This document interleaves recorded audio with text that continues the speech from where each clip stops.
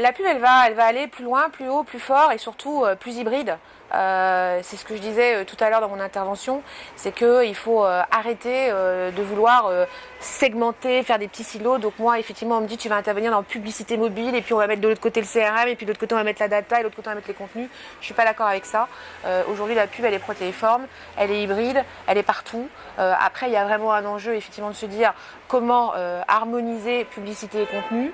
Moi, je fais partie de ceux, parce que j'ai travaillé pendant quelques années dans un groupe audiovisuel, effectivement, il ne faut pas tromper le consommateur, il ne faut pas faire du faux contenu qui est en fait une publicité déguisée. Donc, il y a un vrai enjeu là-dessus et c'est un travail commun qu'on a tous à faire. On a tous participé à des débats ou lu les articles divers et variés sur la viewability, la brand safety, les adblockers, etc. Oui, plus que jamais, la publicité, elle doit être effectivement au service des contenus, qu'ils soient éditoriaux et de marque, avec effectivement une logique d'intégration et d'hybridation.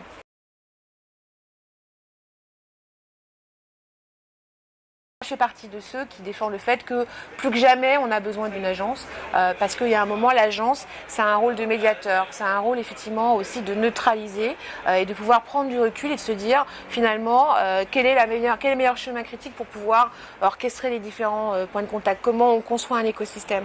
Quand effectivement je suis un média, j'ai partie de mon média. Notre rôle c'est de prendre du recul et effectivement de pouvoir dire à l'annonceur et à la marque quel est effectivement le meilleur arbitrage. Et plus que jamais, parce que tout le monde est un peu perdu, les annonceurs sont perdus, les médias sont perdus. Moi, je vois beaucoup de médias au quotidien, notamment l'univers du publishing, où quels sont les bons leviers, comment on doit faire, etc. Donc, on a vraiment un rôle d'accompagnement, on a un rôle de prescription, on a aussi un rôle à un moment de gourou pour leur dire hey, ça va être important, ça, il va falloir y aller et il va falloir faire du test and learn. Donc, voilà, on est aujourd'hui pour moi au cœur du système et plus que jamais, on a besoin, les marques ont besoin de quelqu'un pour les guider.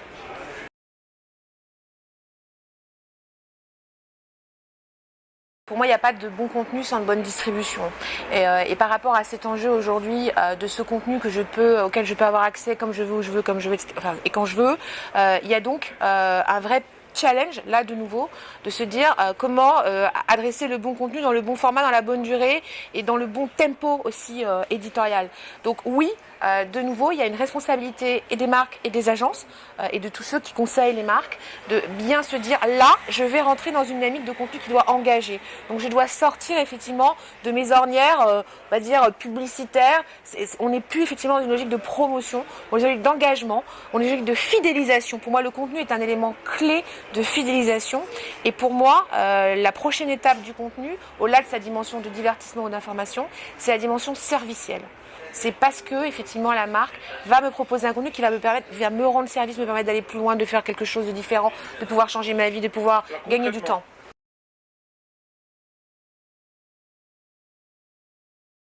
L'enjeu aujourd'hui, effectivement, d'arrêter de considérer le mobile comme une variable d'ajustement. Effectivement, aujourd'hui, le mobile, c'est absolument incontournable. Et je citais une phrase de Mark Darcy de Facebook, c'est « Mobile is not a thing, it's the thing ». Donc à partir du moment où on se dit ça, effectivement, on doit penser mobile, on doit faire des strates mobiles, on doit intégrer tous les différents leviers du mobile. Et l'économie digitale, elle sera résolument mobile dans 3 à 5 ans. Donc pour moi, en fait, on devrait même plus se poser la question. Et c'est ça que je suis un petit peu exaspérée qu'en 2015, on se dise encore est-ce que c'est l'année du mobile ou la vérité sur le mobile. Le mobile, c'est pas une option. C'est une réalité et deux, c'est une boussole et on doit effectivement, et ça implique derrière des notions aussi au niveau des modèles économiques, j'en parlais en disant tout à l'heure que toutes les entreprises, enfin 40% des entreprises du top 300 vont disparaître dans 10 ans parce qu'elles n'auront pas su s'adapter à cette nouvelle donne qui est le mobile.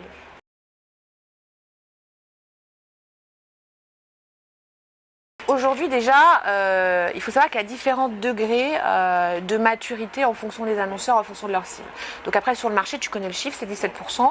Nous, bon an mal an, on est autour de 20% aujourd'hui. Donc est-ce que c'est satisfaisant? Non. Maintenant, quand je rentre dans mon portfolio client, j'ai effectivement des clients comme Mondelez qui aujourd'hui investissent plus 50% de leurs investissements publicitaires dans le digital. Donc tu vois, c'est une question de maturité, c'est aussi une question de stratégie, c'est une question de ciblage. Quand je suis Mondelez, je représente Oreo, je représente Milka, donc effectivement je suis sur des cibles qui sont soit des 15-34, soit des fins 25-49 ans. Donc là je peux pas effectivement utiliser, entre guillemets, je peux plus utiliser les médias traditionnels. Le digital est forcément au cœur de ma stratégie.